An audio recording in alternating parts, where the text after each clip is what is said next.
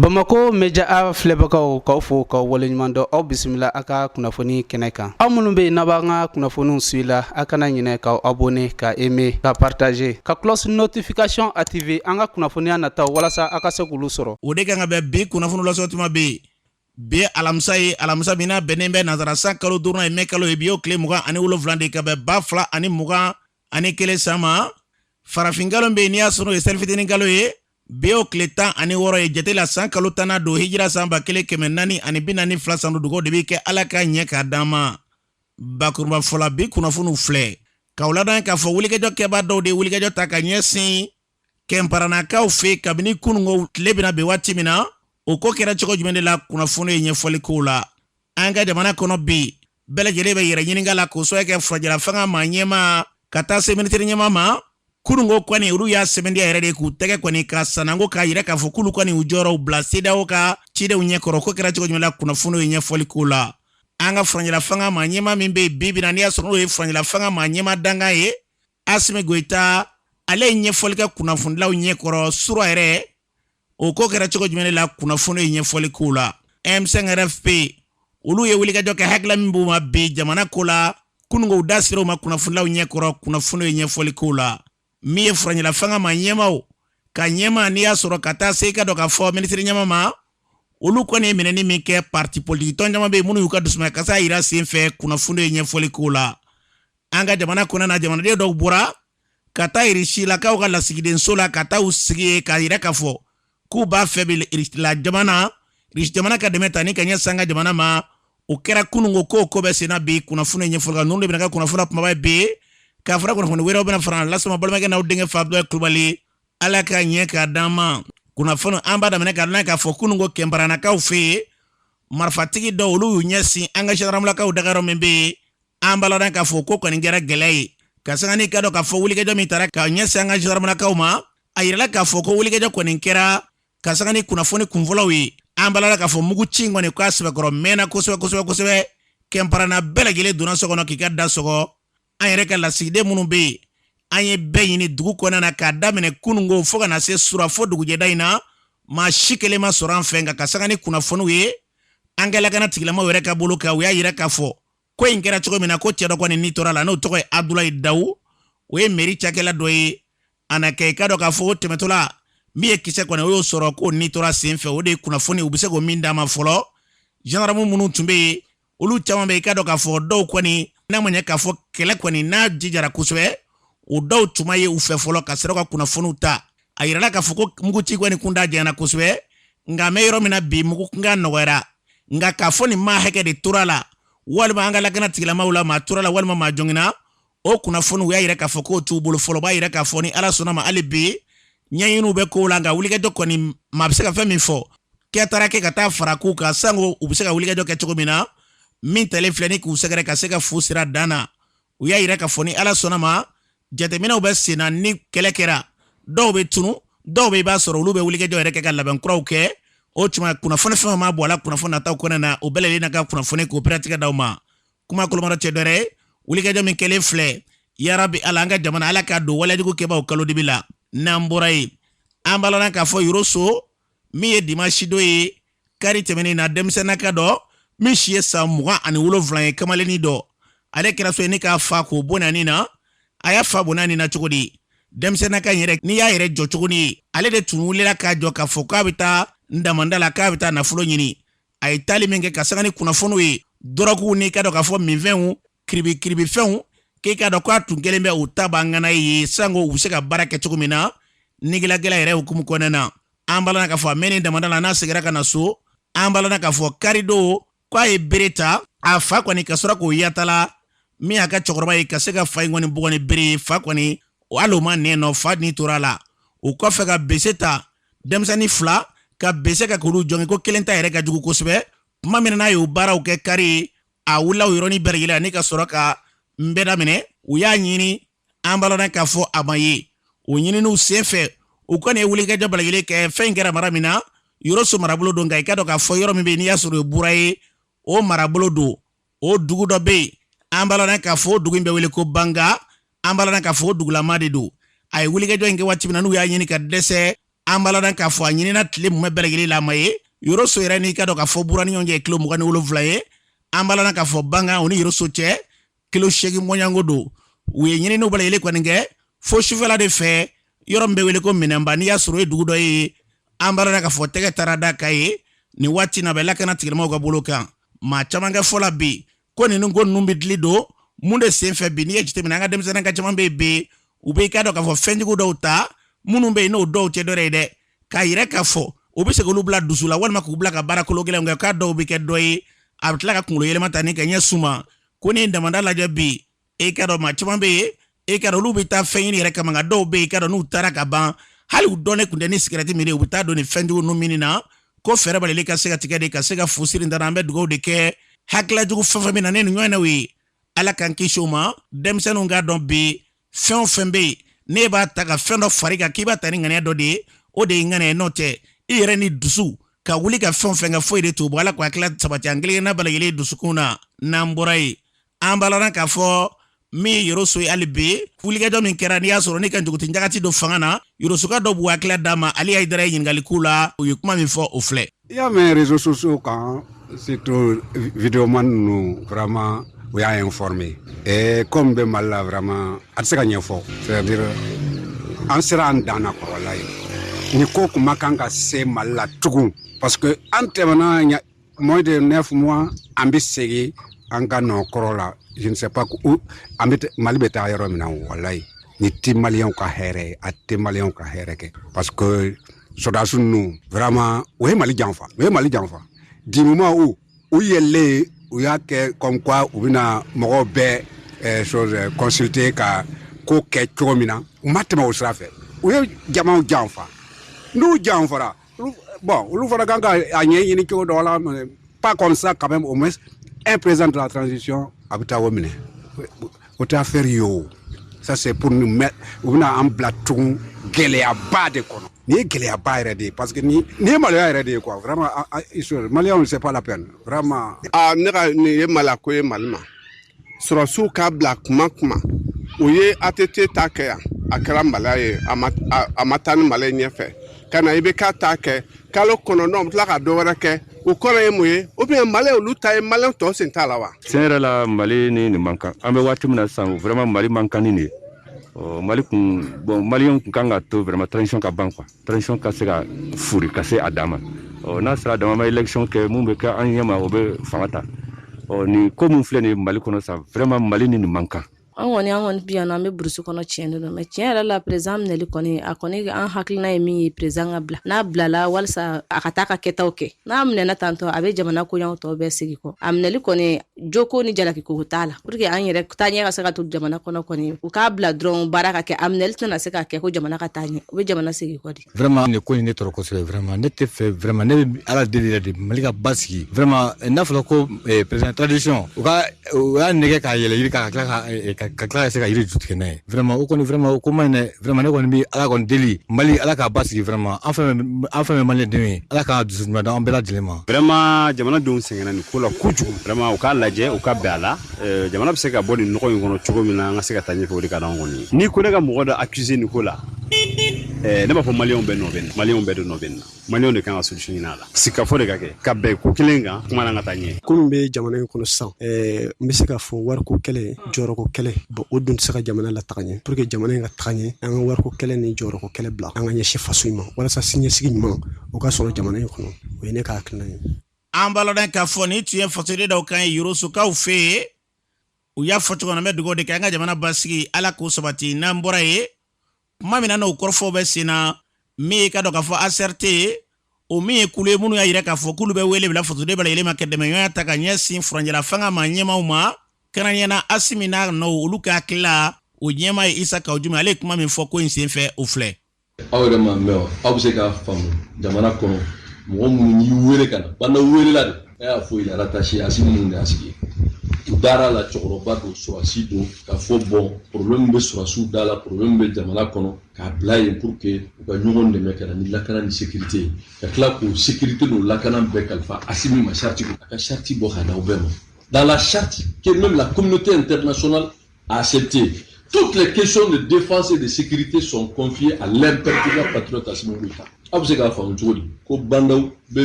Moutarouane démissionné car reconnaissant, demander même l'avis de Assimi. Hayamanyela. Katlaka ministre Boué, sans que Hayakanyinga. Mais si quelqu'un a trahi la charte, c'est Bandao. Ambaloran Kafoni, tu es ça, Kaudi Mukanye, a certain yema, Anga Jamana Basi, Obina Stram Fela, Kanga Jamana Blomene, Kono Namborae, Mamina Nobe Sena, Moussa Maragoye, parti Yelema, Ekado, Ale Madoe, Ale Yara Iraka Foko Mingera, comme Nimaluabe Jamana Nabi, comme Mali Maluale do Moussa Marakma, Mifowale Nkama Ofle. Ne kɔni maloya ni kumasulu de bɛ ne la bi wa n b'a dɔn jamana kɔnɔden fan caman maloya ni kumasulu maloya ye min ye o ye anw ka jamana in problème wɛrɛw b'an bolo lakanabaliya basigibaliya fɔɲɔgɔnkɔ grève an mago tɛ ka politiki kɛlɛ fara o kɛlɛ tɔw kan kumasulu ye mun ye n'i ye miiri jamana wɛrɛ minnu bo u denw bila ka na anw dɛmɛ an ka kɛlɛw la anw yɛrɛ ka kɛlɛkɛdenw olu dɔw olu bɛ babako fanga ɲini kɛlɛ la o tuma la nin ye kumasulu ye an ka jamana ma de an ka tiɲɛ fɔ donc min kɛra min bɛ sen na maa man ka jɛn n'a ye an k'a ɲɛfɔ sɔrɔsiw ye u ka segin u kɔ président Bandao n'a ka premier ministre n'u jɛɲɔgɔnw u ka bila u k'u ka baara kɛ u ye transition sira minnu ta ni a bɛ ka basigi dɔɔni dɔɔni an k'u dɛmɛ o baara la maa bɛ se ka jamana in dɛmɛ ka sɔrɔ i tɛ place la ne min bɛ ka kuma gouvernement min sigira an ka parti ta la o gouvernement min kɔn'o ɲɛ fana an ka parti ta la maa bɛ se ka jamana in dɛmɛ ka sɔrɔ i tɛ place la an ka jamana in bila an yɛrɛ ka jɔyɔrɔ ani an yɛrɛ ka nafasɔrɔ siraw sanfɛ dɔɔni n'an bɛ fɛ jamana in ka bɔ bolo la ni bɛɛ ko ko n yɛrɛ jamana in y'a sini t'a ye dɛ donc halisa ne bɛ dugawu kɛ baara minnu bɛ sen na diinɛ ɲɛmɔgɔw dugutigiw jamanatigiw société civile membres ani baara minnu bɛ ka bɔ bolo bila sen kan kɔfɛla la ka na se an ma ni président Goodluck bɛ ka nalen o baaraw la an bɛ a bisigi ka dugawu kɛ ala k'o kuncɛ hɛrɛ la an ka nin da in tugu an kɔfɛ an ka continuer an ka transition fɛ ka se ka bɔ transition yɛrɛ camancɛ fanga in kɔnɔna la ka jamana bila sira ɲuman kan an bɛ dugawu kɛ k'o ɲini ala fɛ sinon maloya ni kumasulu y'an ta ye bi dɛ an balodan k'a fɔ Musa Mara ni tun y'ale kan ye a fɔra cogo min na an bɛ dugawu de kɛ ala k'an ka jamana basigi n'an bɔra ye M5 RFP olu ye fara ɲɔgɔn kɛ kununko hakila min b'u la bi na u da sir'o ma o kumatigi tun ye maa min ye Choguel Kokala Mayiga y'a fɔ tubabukan na sigi kɛra Ekasa Mayiga ale segira ka bamanankan na u ye kuma min fɔ a filɛ comité stratégique M5 RFP tɔgɔ la a y'a ka laadala lajɛrɛ kɛ Rabat don mai kalo tile 26 a ye hakilina ta président de la transition Bandao ani premier ministre Mokhtar Wane an'u ka gouvernement ka démission kan M5 RFP a b'a ka dusukun kami yira k'a fɔ ko nin kɔlɔlɔ an ka organe de la transition kan a kɔlɔlɔ ka bon kosɛbɛ ani transition yɛrɛ taabolo kan a bɛ a ka welewele kɛ ka ɲɛsin fanga bolomaw bɛɛ ma pour que u ka charte de la transition kɔnɔnaw labato M5 RFP a bi hakilijigi kɛ k'a fɔ ko waati jan a y'a kɛ k'a fɔ ko transition taabolo ka yɛlɛma min ye rectification ye ko mɛ a ma lamɛn président de la transition fɛ min y'i sulusala kow la ani aussi premier ministre fɛ min ma a ta ba la M5 RFP a bi a ka ŋaniya yira hali bi k'a fɔ ko sigikafɔba o ka kɛ transition kan malidenw bɛɛ fɛ min ye dialogue inclusif ye ka kɛ an ka laɲini jɔsenw 17 minnu fɔra gafe kɔnɔ min tun dira président de la transition ma mai kalo tile 6 o sen fɛ M5 RFP a bi a ka bɔli minnu tun bolodara a bɛ olu kɛ fo ka taa se juin kalo tile 4 ma min bɛ bɛn an ka mouvement yɛrɛ anniversaire ma M5 RFP a hakili latigɛlen don mais a ŋaniya kurakɔrɔlen don k'a sɛbɛntiya k'a fɔ ko a bɛ jɔ a senkala kan ka nin ko in bɛɛ mafilɛ transition ko in na pour que an ka se ka bɔ rectification dabolo ɲuman fɛ pour que an ka refondation min ye Mali kurako ye o ka se ka sabati a baaraw ka se ka daminɛ nin kɛra Bamako yan mai kalo tile 26 hakɛto bɛ nin ka salala Mamadu an balodan k'a fɔ ni tun ye M5 RFP ni tun y'olu ka kuma lase Ekasa Mayiga ale ka kuma tun don u y'a fɔ cogo min na an bɛ dugawu de kɛ jamana basigi ni lafiya bɛna sira o sira fɛ ala ka jamana in bila o minɛ kɔnɔ n'an bɔra ye G5 Sahel o ye jamana ba duuru min bɛ n'olu faralen bɛ ɲɔgɔn kan k'a yira k'a fɔ u ka lakana ka fɛɛrɛ bɛɛ tigɛ ka se ka kana ta ka ɲɛsin u ka maraw ma olu tɔgɔla lajɛrɛ dɔ bɛ yen sɔrɔdasi kunda o baaraw bɛ ka kɛ an ka jamana kɔnɔ na o fara ɲɔgɔn kan min n'a bɛ ka kɛ an ka jamana kɔnɔ na a kungo ye mun ye min bɛ tali kɛ ka dɔn k'a fɔ an ka sɔrɔdasi ɲɛma min y'a sɔrɔ n'o ye général Omaro Jara ye ale b'a ɲɛfɔ an ka lamɛn. Depuis que nous avons la délégation reçoit, le pays du G5 Sahel, nous sommes Douré, Mali, Niger, Mauritanie et Tchad, et Burkina Faso. Donc, on a une réunion ordinaire. Chaque caloro. Donc, quand on organise Mali, Niger, la présence de Tchad, donc, mais avec la Mali, donc, on a des sonraines. Car là, on a G5 Sahel, Jamana, insécurité Moubé, organisation Siracé, pour les terrorisme. Donc, on a des Asada Mouké, Asada Mouké, ni caloro, amena mun kɛ kalo wɔɔrɔ mun nalen kɔnɔ bon an ka laɲini ye mun ye c'est que an bɛɛ ka laɲini kelen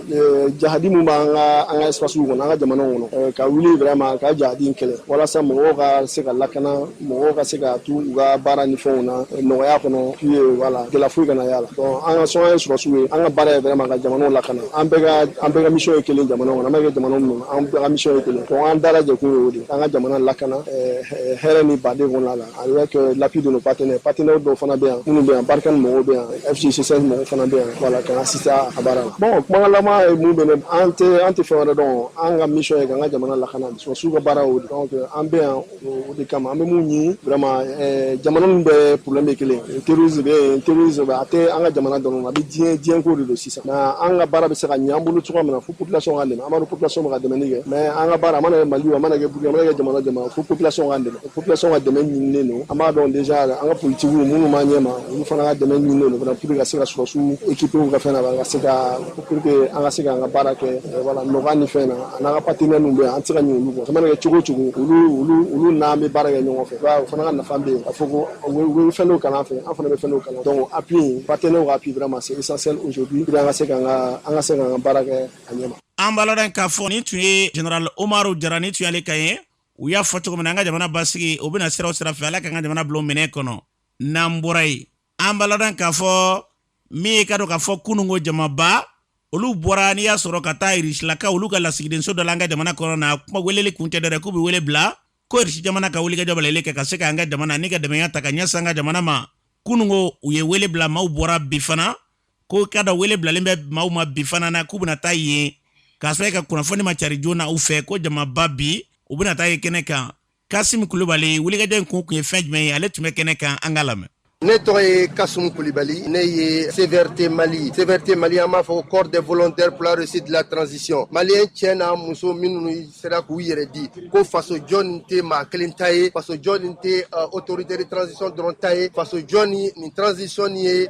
maliyɛn bɛɛ de ta ye a kɛra cɛ ye a kɛra muso ye a kɛra denmisɛnnin a kɛra maakɔrɔba ye i bɛ Bamakɔ kɔrɔ i bɛ Bamakɔ kɔ kan an bɛ fɛ bɛɛ lajɛlen de ka bɔ ka wuli k'i jɔ an k'an bolo di ɲɔgɔn ma ka wuli comme cɛ kelen ka wuli comme muso kelen walasa jamana ni an bɛɛ lajɛlen k'an da don a yiriwali la a ɲɛta la a basigi la donc an nana bi sɔgɔmada na ambassadeur Russie da la ka na yira ambassadeur Russie la ani Russie la k'a fɔ ko u bɛ ka dɛmɛ min lase Mali ma a diyara n ye a bonyana n ba an b'a ɲini Mali autorités bɛɛ lajɛlen fɛ ani Russikaw bɛɛ lajɛlen fɛ an k'an bolo di ɲɔgɔn ma hali bi an ka se ka Mali dɛmɛ k'an bɔ ni dingɛ nin kɔnɔ k'an bɔ ni gɛlɛya nin kɔnɔ walasa ni jamana nin ka se ka basigi an ka hɛrɛ sɔrɔ maliyɛn fɛn fɛn bɛ Mali kɔnɔ ani Mali kɔ kan an bɛɛ lajɛlen ka na Mali jɔ Mali tɛ se ka jɔ an si lajɛlen kɔ n'an ma tugu an ka autorité de transition kɔ jamana tɛ se ka jɔ donc an b'a ɲini maliyɛn bɛɛ lajɛlen fɛ an ka hakili kɛ kelen ye an ka ŋaniya kɛ kelen ye an ka fara dabila an k'an bolo di ɲɔgɔn ma k'an sen di ɲɔgɔn ma ka se ka ni jamana ni jɔ wele de bɛ ɲɛsin bɛɛ lajɛlen bɛɛ ma sini sɔgɔma an ka ɲɔgɔn sɔrɔ yan ambassadeur Russie la 10 heures la an ka na ŋaniya yira fɛn bɛ yɔrɔ i bɛ se ka hakili ɲuman min bila ka na k'a ɲɛsin Mali ma ka ɲɛsin Mali autorité de transition bɛɛ lajɛlen ma sini 10 heures la yan ambassadeur Russie la an bɛɛ lajɛlen ka na ɲɔgɔn sɔrɔ yan ka monument contre ni sanɛ la yan voilà bɛɛ ka na ni Mali drapeau ye yan ani Russie drapeau an ka se ka baara kɛ ɲɔgɔn fɛ ka jamana ni sigi k'a basigi k'a jɔ ka wuli k'a jɔ jɔn bɛɛ lajɛlen k'an dɔn k'an bonya k'an kanu an ka hɛrɛ sɔrɔ Mali kɔnɔ ani Mali kɔ kan. An b'a lɔn k'a fɔ ni tun ye Kassim Kulibali kan ye o kɛnɛ in kan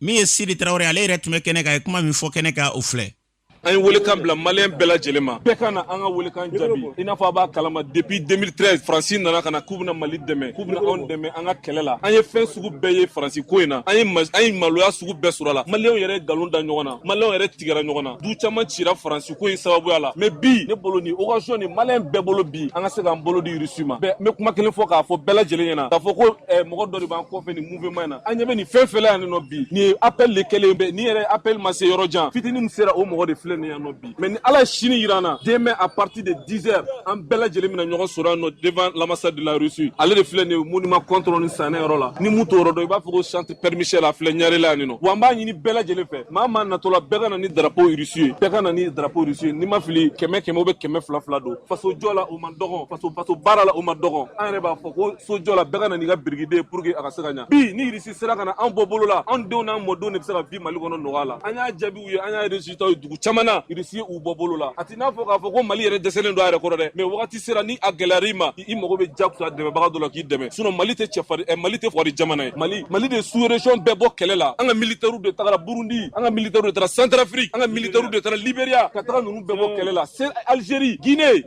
mais bi ni an bɛ ka weleli kɛ fugariya tɛ mais bi jugu de sera anw na u binna an kan ni janfa ye o la an b'a ɲini Russie fɛ Russie ka n'an bɔ bolo la Russie ka n'anw dɛmɛ wa a tɛ n'a fɔ ni Russie nana k'an bɛ to dɛ an bɛ fara Russie kan an bɛ fara ɲɔgɔn kan ka se ka Mali bɔ bolo la an bɛ o de la sini 10 heures bɛɛ ka ɲɔgɔn sɔrɔ yan nɔ Russie ambassade da la a bɛ to b'a kan sallallahu alaihi wa sallam an b'a lɔn k'a fɔ nin tun ye Sidi Tarawele kan ye sini min b'a la k'a fɔ o ye bi de y'u fɛ k'o sababu kɛ waleya in a bɛɛ lajɛlen sigira sen kan kununko an bɛ dugawu de kɛ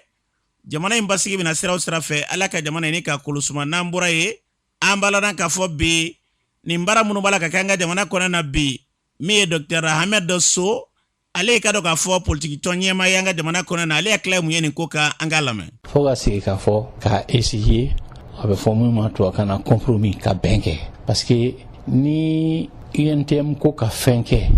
se min tɛ gouvernement ye n'o ko k'u bɛ grève illimitée ko la o laban bɛ jamana de lajɔ n'i y'a mɛn ko i bɛ revendication kɛ o b'a sɔrɔ jamana de bɛ yen bon gouvernement fana n'ale fana ko k'a b'a kɛ ko n t'a kɛ a fɔra n ye n t'a kɛ bon a bɛ kɛ tiɲɛni fana ye donc min de don an bɛɛ ye jamana kelen mɔgɔw de ye an ka kan k'an miiri k'a fɔ fana an bɛ kɛlɛ la k'a fɔ an bɛ diɲɛ min kɔnɔ a bɛ gɛlɛya la ka taa fɛ de donc k'a lajɛ a bɛ se ka bɛn cogo min na n'i ye revendication kɛ a bɛɛ tɛ se ka ɲɛnabɔ bon gouvernement fana tɛ se k'a fɔ ko revendication kɛra an ka sira foyi t'a la donc fo k'a sigi k'a lajɛ a bɛ tigɛ fila ye cogo min na pour que aw ka se ka bɛn ne kɔni ɲɛna o de ɲɔgɔn tɛ quand même baara dɔɔni kɛra parce que fɔlɔ ni kunkan kun bɔra dɔrɔn an ka sɔrɔdasiw b'o de ɲini bi bi in na an ye taamasiyɛn caman sɔrɔ k'a fɔ an ka sɔrɔdasiw u jɔlen don bon u ye entraînement sɔrɔ u ye kɛlɛminɛnw sɔrɔ mais kɛlɛ min don a kɛlɛ ma nɔgɔn dɛ djihadisme kɛlɛ terrorisme kɛlɛ n'a jirana i ka jamana kan a tɛ se ka ɲɛnabɔ yɔrɔnin kelen bon maintenant min bɛ a koɲa yɛrɛ fana gɛlɛya kosɛbɛ c'est que jamana dɔw b'an kɛrɛfɛ fo an n'olu ka sigi ka bɛn ka kuma kosɛbɛ k'a ɲini k'a faamuya parce que hali n'a u ye mɔgɔ ninnu nana k'u ka attaque kɛ u bɛ tunu u bɛ taa jamana dɔw la bon o jamanaw b'u reçoit kun jumɛn na mun de bɛ yen fo k'o de ɲini k'o faamuyali ko la parce que n'o ma kɛ n'i ma taa ko ta a sun kɔrɔ i t'a résolu fili min kɛra a la kabini a daminɛ o kɛra ka M5 bila kɛrɛfɛ o kɛra filiba de ye parce que kɛlɛ nin M5 de y'a kɛ bon k'a fɔ ko hali n'a kun bɛɛ dira M5 kan M5 kelen tɛ se jamana ni fɛn ye min ye bi fo bɛɛ de ka fara ɲɔgɔn kan maliyɛnw an ka kan ka fara ɲɔgɔn kan de k'an bolo di ɲɔgɔn ma k'a ɲini k'an ka jamana bɔ dingɛ kɔnɔ a bɛ dingɛ min kɔnɔ donc u b'a fɛ ka min kɛ bi n'u b'a fɛ k'a fɔ ko M5 ou bien parti politique ka na u ka jɛ ka baara kɛ kabini a daminɛ na u kun ka kan k'o de kɛ bon an ye san kelen ɲɔgɔn perdi donc ne u hakili y'a yira sisan k'a fɔ bon an ka tɔw wele an ka sigi ka kuma ka bɛn bon o kuma o kɔni an bɛ se ka ala deli bɛn ka k'a la pour que an ka se ka baara tɔ laban ɲɔgɔn fɛ mɔgɔ minnu n'u ye jamana wari suɲɛ olu ka tila ka taa jamanadenw san k'olu ka vote san ka tila k'u sigi secret foyi tɛ diɲɛ na o n'i y'a ye ko chinois bɛ baara la bi ou bien indiens bɛ baara la bi indépendance waati an n'olu kun ka surun ɲɔgɔn na olu de bɛna anw dɛmɛ bi mun de don baara dɔrɔn de don donc tant que an ma se k'a faamuya ko min yɛrɛ bɛ se ka jamana bɔ nɔgɔ la o tɛ fɛn foyi ye baara donc ka baarakɛlaw ɲini ka responsabilitéw d'u ma u ka baara kɛ mais n'an m'o de faamuya fo k'a kɛ i bɛɛ k'i yɛrɛ sago kɛ foyi tɛ bɔ a la donc an bɛɛ b'a nimisa la dɛ. An balodan ka fɔ ni tun ye Ahmed Sokan u y'a fɔ cogo min na an ka jamana basigi bɛna sira o sira fɛ ala k'an ka jamana bila o minɛ kɔnɔ n'an bɔra yen an balodan ka fɔ CSDM min ye ka dɔn k'a fɔ a président min bɛ yen n'i y'a sɔrɔ n'o ye Mohamed Cherif Aidara ye ale tun ye kunnafoni di dɔgɔfɛrɛn tɛmɛnen na CSDM ko mankan b'a kɔnɔ na k'osa kɛ sini juma min ye ka dɔn k'a fɔ bureau dɔ olu y'a yira k'a fɔ k'olu kan ka sigi wa ko bureau in b'a yira k'a fɔ Mohamed Cherif Aidara ko ɲɛma tɛ bi ɲɛma tɛ sini e ka dɔn CSDM kɔnɔna na a fɛɛrɛw kun tigɛra k'a fɔ ko baara in a kan ka bali nka wulikajɔ kɛra min ye ka dɔn k'a fɔ Fransikaw olu wulila ka na nin waati na u y'a yira k'a fɔ sini n'Ala sɔnna u ka congrès bɛ kɛ Mohamed Cherif Aidara k'a bɔ a nɔ na ko ɲɛma tɛ bi ɲɛma tɛ sini ko a sigilen tun bɛ min na k'a kan ka kɛ sariya kɔnɔna na o kumatigi Bayidi Darame ale b'a ɲɛfɔ an ye an k'a lamɛn. Gɛlɛya in a b'anw ni 16e président autoproclamé de cɛ n'a tɔgɔ ye Mohamed Cherif Aidara parce que n'i bɛ kɛ président ye dugu de bɛ na k'i sigi k'i kɛ président ye i tɛ Bamakokaw réunis k'a fɔ i b'u fara ka ɲɔgɔn kan ka bureau composé a ye bureau laban dɔ kɛ fictif un bureau vraiment très grave et il y a 39 personnes qui sont de Bamako u ma dali k'u sen da hali Kayi donc structure dun don Tungaranko ka structure de don Tungaranko 16e bɛ dugu o dugu la o kan ka kɛ o bureau kɔnɔ ka direction formée ka président élu ka secrétaire vice-président ainsi de suite a bɛ kɛ ten de u ye mun fɔ mun y'a créé Mamani Lamine Touré ne n'a ye au conseil kɛ ɲɔgɔn fɛ ne kɔrɔkɛ dɔn an ye san 25 an bɛ combat la en France donc anw tɛ 2015 mɔgɔ ye nous ça date de 88 en France ça fait 32 ans ou 33 ans je crois an bɛ kɛlɛ la Maliens donc Mohamed Cherif Aidara opérateur économique de don homme d'affaires de don a tɛ fɛnw bɔ ɲɔgɔn na a bɛ fɛnw fɔ a bɛ kuma faratilen fɔ a bɛ mɔgɔw buruja vous avez 3000 associations à Bamako aw ye président d'association jumɛn ye a bɛ na ka mɔgɔw buruja k'a neni ka mɔgɔw bila ka mɔgɔw neni ka wari di mɔgɔw ma ka mɔgɔw neni c'est-à-dire a y'a filɛ s'il y a 2 personnes au Mali qui font ça a tɛ Mali fan sinon an b'a gagner le 28 an b'a gagner de parce que a bɛ place mun na a place tɛ an balodan k'a fɔ ni tun ye Bayidi Darame ni tun y'ale kan ye u y'a fɔ cogo min na an bɛ dugawu de kɛ yarabi ala basigi ni lafiya an ka jamana kɔnɔ na ala ka o sabati n'an bɔra ye senasi faso yɛrɛ Zumana Sako ale ka tɔn olu ye wulikajɔ kɛ u ka sandan dafa u sigilen sen ka se ka ɲɛfɔli kɛ kunnafonilaw ye u ko sen fɛ o kɛnɛ kan maa min bɛ yen n'i y'a sɔrɔ y'u ka secrétaire général ye ale ye kuma min fɔ kɛnɛ kan o filɛ. San tan in kɔnɔna na an ye baara min kɛ ka segin o ka aw ɲɛ walasa a ka dɔn k'a fɔ an ye min fɔ an sigi an ka jɛkulu daminɛ an ye min fɔ an bɛ k'o de waleya an ma yɛlɛma an ma tɛnɛkun sanko ka bin an b'o o kunbaba damadɔ fɔ a ye a fɔlɔfɔlɔ yɛrɛ ye mun ye depuis an bɛ nin parti nin bila sen kan don min na an y'a fɔ ko parti nin a politique tɔn de don a bilala sen kan de walasa ka yɛlɛma don Mali bɛjɛ fanga mun filɛ nin ye n'a a sɔrɔla kɛlɛ de la ni Maliens ni de tora la ni a sababu y'a to ni kunnafoni di yɔrɔ cayara aw b'a kalama k'a fɔ sɔnni 26 mars cɛ kunnafoni aw kun man ca tan mais n'i y'a ye a cayara 26 mars de sababu o baara min bɛ ka kɛ an y'a ye de k'a fɔ jɛngɛn bɛ ka don o tacogo la donc parti bilala sen kan o de kama depuis a bilala sen kan an ye fɛn o fɛn kɛ a bɛ kɛ jamanadenw de ka nafa kama tiɲɛ don ni parti créera a dabɔra aw ka se ka fanga sɔrɔ parce que pour que hakilila ka waleya f'i ka fanga sɔrɔ an ye fanga ɲini minnu kɛ an ye jɔyɔrɔ minnu sɔrɔla an seginna o kan k'u fɔ aw ye fanga ɲini minnu kɛra ni an ma taa la kun min y'a to n'an ma taa la an y'o fana fɔ aw ye a kun fanba o ye jɛma fanga in bɛ ka bɔ adamadenya taabolo la ka kɛ waritigiw ka fanga de ye an y'o fɔ ye k'a fɔ o fanga taabolo min y'o ye o tɛ anw taabolo ye o kun kama n'a fɔra ko maliden kelen walasa i ka perezanya ɲini i ka 25 sara anw y'a ye k'a fɔ o tɛ ko ye mun ye bɛjɛ fanga ɲinicogo ye. An b'a la k'a fɔ ni tun ye Zumana Tangara ni tun y'ale kan ye u y'a fɔ cogo min na an ka jamana kɔnɔ bi tiɲɛ don wari minnu bɛ yen n'i y'a sɔrɔ olu dɔw kan ka ɲini sanko ka se ka i ka fasoden ɲuman yira hali n'i y'a sɔrɔ danaya bɛ ka kalan b'i la i bɛ se k'o la n'a ni sɔrɔ ma bɛn yɔrɔ la miliyɔn caman de k'o sara sango e ka se ka kan bɔ a dɔ bɛ dɔ la e kan bɔli bɛ gɛlɛya o y'u ka kɛlɛ kunba ye u y'a fɔ cogo min na an ka jamana kɔnɔ Mali mɔgɔ bɛ basigi la bi ka se ka wulikajɔ balalen kɛ nin waleya ninnu hakilila ɲuman bɛ se ka na cogo min na ka se ka maaw ɲinɛ o gɛlɛyaw ko an ka jamana kɔnɔ ala k'o hakilila ɲuman sabati an ka jamana kɔnɔ n'an bɔra yen an baladan k'a fɔ colonel Assimi Goïta ale ka cɛkɛrɛnlen min bɛ yen n'i y'a sɔrɔ n'o ye a ka bilasiraliba ye kuma min na n'i y'a sɔrɔ hali wulikajɔ kɛlen minisiri ɲɛma ni e ka dɔn jamanatigi furancɛla fanga ma ɲɛma olu kɔni bɔlen kɔfɛ n'i y'a sɔrɔ minɛna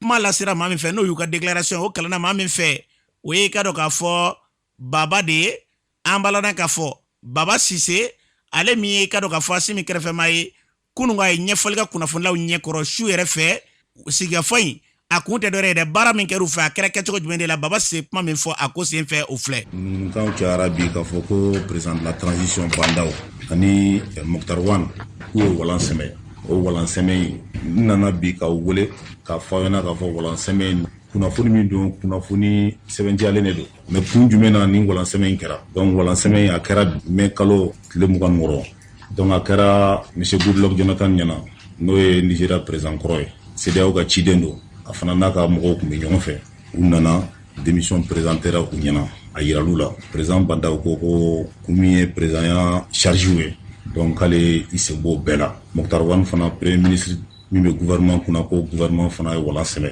parce que bɛn tun tɛ ka kɛ ko dɔw la o ko ninnu tɛ dɔwɛrɛ ye charte fana sɛmɛlen don constitution la charte min bɛ ka transition gérer o charte bɛ lawaleya cogo di o lawaleya cogo a yira k'a fɔ ko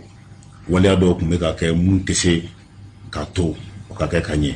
parce que charte yɛrɛ a sen 7 a fɔlen don k'a fɔ ko fanga dɔw bɛ vice président bolo n'o fanga bɛ boli lakana kan donc défense et sécurité mais a yira k'a fɔ ko défense et sécurité cadre kɔnɔ dossier dɔw tun bɛ yen o bɛ pan vice président kunna dossier tɛ na u natuma la wa n'a ye initiative mun fana ta k'a fɔ k'a bɛ fɛ ka sécurité gérer cogo min na ka ɲɛ président de la transition sen bɛ don o fana la a kɛra kɛnɛ kan a kɛra duguna o sen bɛ don a la a b'a empêcher ka baara kɛ ka ɲɛ donc an tor'o de la jusqu'à ce que bɛɛ y'a jateminɛ k'a fɔ ko gouvernement dɔ tun bɛ sen kan o gouvernement fɔlɔ o démissionnera o yɔrɔ bɛɛ la président Bandaw tilala tuguni a ma bonya ɲɛsin vice président ma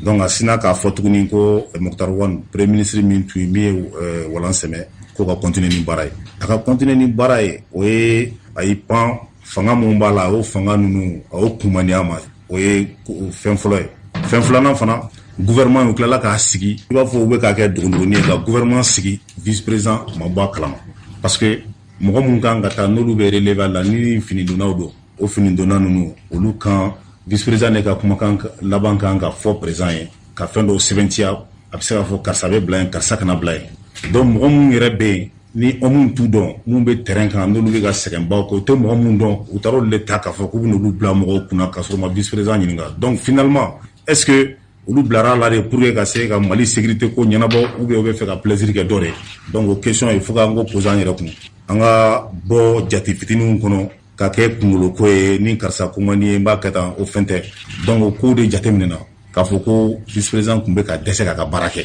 a bolo kelen don sira bɛɛ fɛ a mana fɔ cogo cogo u b'a essayer ka a ka fanga kumaniya ma ka tila fana ka gɛrɛntɛ dɔ kɛ a ka baara tɛ se ka sira sɔrɔ cogo min na alors que baara in bɛ porter fɛn min kan o ye sécurité de fɛn min don min kan ka kɛ o bɛ kɛ de n'a sɔrɔ k'a fɔ san ko laɲini bɛ ka kɛ ka minɛn di kɛlɛkɛdenw ma ka sécurité ni fɛnw basigi n'olu ma kɛ sisan ne minɛn t'u bolo mɔgɔ bololankolon bɛ se ka lakana sabatiya donc u n'a ɲɔgɔnna ninnu balimaw n b'o ɲɛfɔ aw ɲɛna pour que aw ka se k'a faamuya gɛrɛntɛ mun bɛɛ tun bɛ yen n'an tor'o la tan sisan fana k'a fɔ k'ale min ye finitigiw jigi ye ale tɛ ka se k'a ka baara kɛ finalement mɔgɔ mun bɛ kɔ n'olu ye homme ye olu bɛ démoraliser donc u ka engagement bɛ dɔgɔya donc tun t'o la mɔgɔ si tɛ Mali sanfɛ o de kosɔn et puis n'o an tun tor'o sira fɛ fana bonya fana tun tɛna kɛ ko la tuguni i bɛna ye k'a fɔ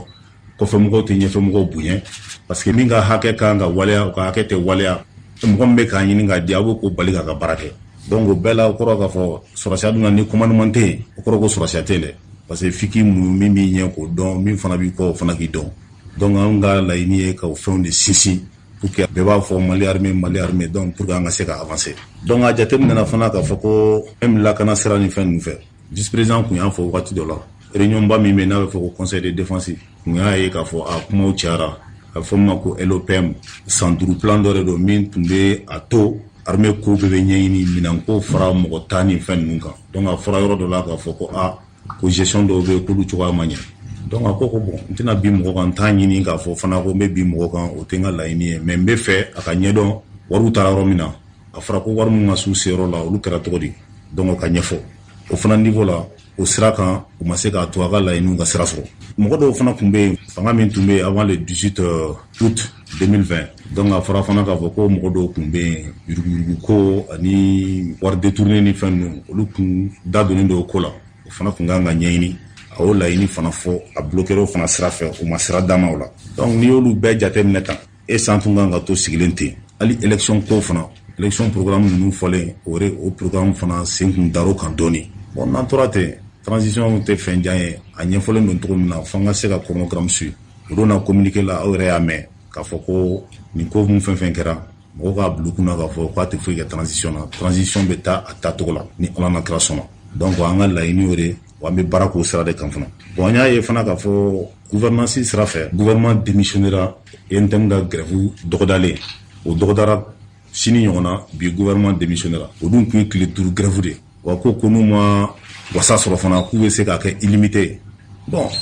gouvernement min kan ka ko ta en charge k'i ɲɛsin problème ma n'o gouvernement démissionnera face à une grève o grève belebeleba sugu ninnu na mun de kan ka faamuya o la donc o tɛ ka yɔrɔ langolonya pour que problème yɛrɛ kana gérer o bɛ gérer Mali économie kan a bɛ fɛn bɛɛ empêcher bon a bɛ ka ɲinɛ mun fana kɔ ça a des conséquences sécuritaires parce que sécurité fana bɛ alimenter voie mun fɛ an bɛ bolifɛn mun ye taa ni ka segin ni fɛnw na fɛn mun bɛ bɔ port la ka na sécurité fana ka équipement bɛ se ka na o fɛ donc n'a fɔra ko équipement bɛ na grève bɛ ka kɛ dɔnniyaw sen b'a la bɛɛ sen b'a la yɔrɔw bloquélen don aw b'a fɛ cogo di an mago bɛ fɛn mun na an k'u sɔrɔ u sɔrɔ tuma la pour que ka se ka baara kɛ ni wasa ye et puis ka population lakana mɔgɔ b'i yɛrɛ ɲininka finalement u tun bɛ Mali ko de la u bɛ mun wɛrɛ ko la a yera fana k'a fɔ ko même Mokhtar Wan na tun bɛ jamana gérer cogo min na o gestion fana tun man di mɔgɔw ye parce que a fɔra ko kɛrɛfɛmɔgɔw ka ko o tun b'a la donc kɛrɛfɛmɔgɔ ko ni fɛn ninnu i b'a fɔ k'a kɛ kunkolo ko ye bon ministres fana n'u bɛna don baara la sisan a bɛ fɔ fɛn dɔ ma séminaire gouvernemental k'a yir'u la k'a fɔ i ka baara cadre ye nin ye o ma kɛ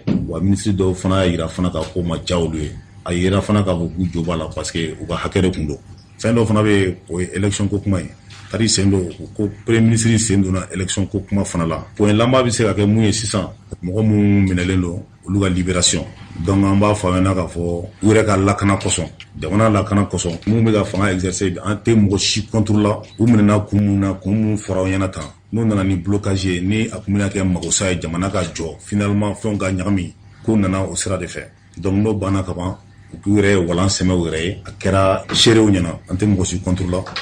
min don sisan u bɛɛ b'u ka liberté sɔrɔ mais a bɛ kɛ progressivement donc au fur et à mesure donc balimaw n y'a wele bi ka nin de fɔ aw ye vice président tɔgɔ la pour que aw ka se ka faamuyali sɔrɔ ko dɔw la aw k'a bila aw kunna fana k'a fɔ ko an tɛna fama ɲɔgɔn ma tuma tuma ni information nafama bɛ yen yan'aw ka to k'a fɔ ŋunuŋunukan ka bugu an bɛ se ka wele bila aw ma an bɛ ɲɔgɔn lafaamuya aw ni ce aw ka déplacement na. an b'a lɔn k'a fɔ ni tun ye commandant Baba Sise Kan ye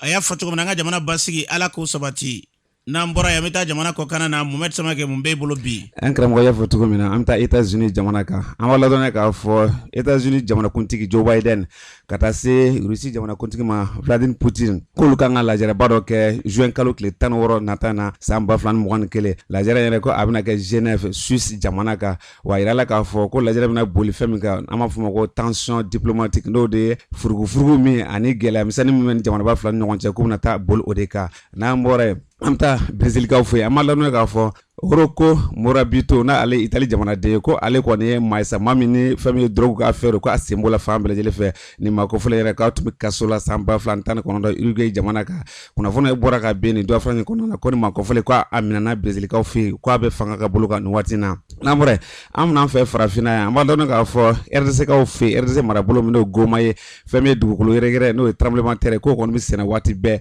ko hali tarata tɛmɛnen mai kalo tile 25 ko fan bɛɛ kɔni kɛra ni dugukolo yɛrɛgɛrɛ ko wa ko an bɛ domino ko bi ko jamanadenw kɔni vraiment ko gɛlɛyaba kɔni b'u da la bɛɛ lajɛlen kɔni sirannen don n'an bɔra an bɛna Sénégalikaw fɛ an b'a ladɔn k'a fɔ Sénégal jamana kɔni avion dɔ san n'an b'a wele ko avion présidentiel ko avion yɛrɛ kan ka na Sénégalikaw fɛ yen juillet kalo tile 16 nata in na mais fɛn min ye politique tɔnw ye fo ka taa se fanga sinamatɔn ani faso jamakulu n'o ye société civile ye ko kɔrɔfɔ kɔni cayalen don olu bolo kosɛbɛ dɛ ko sabu ko avion sara wari min na k'o ye CFA wale miliyari 59 ye ko o kɔni sɛgɔrɔ cayara kosɛbɛ k'o de kama u ye wele bila gouvernement ma joona joona u ka bɔ ka se ka ɲɛfɔli kɛ jamanadenw ye walasa mɔgɔw ka se ka hakililaw ka se ka sigi an karamɔgɔ an ye min sɔrɔ kɔnka kɔnɔ na o kumaba dɔ tun ye nin ye Mohamed Samake an bɛ dugawu de kɛ Ala ka balili nɔgɔya. Aw minnu bɛ yen n'aw bɔla k'an ka kunnafoniyaw lajɛ sisan a kana ɲinɛ ka abonné ka partager ka cloche notification activer walasa an bɛna kunnafoniya minnu bila don nataw la a kana fɔ aw kɔ